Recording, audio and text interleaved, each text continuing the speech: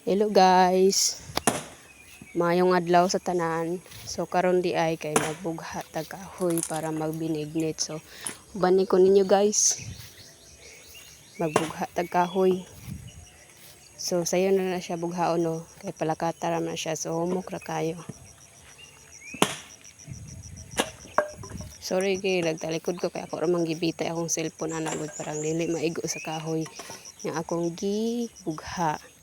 So dapat so muna na atong nabugha guys. Dapat puno na to ilalom sa abuhan para nato ikasugnod.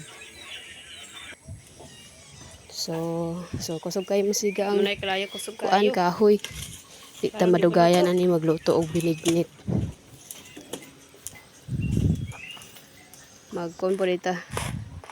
Well nagbunot tag lubi, nag-init ko dana na og tubig para latan na to ang atong mga ingredients sa paghimog binignit.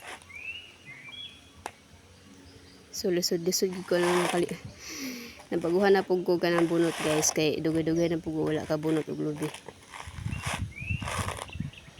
Pero sayon na siya guys.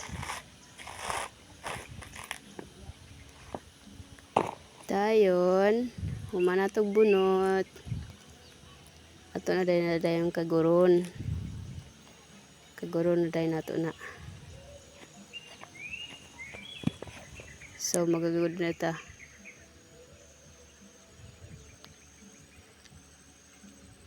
Murag medyo kuha na ginano kay ikan pata nagbugha, nagbunot. So nipulis si ate dira iyang gitabangan og kagod. Kay kita niya siguro niyang ikapoy nako. So iyang gitabangan kagod dira. So mo ni atong ingredients. Guys, sago, colored, saging, gabi, kamote, naday ko evap og condensed, Natay evaporada, nangka, kandang, siya, natay saging, central dayon, natay gabi. So man ang result no.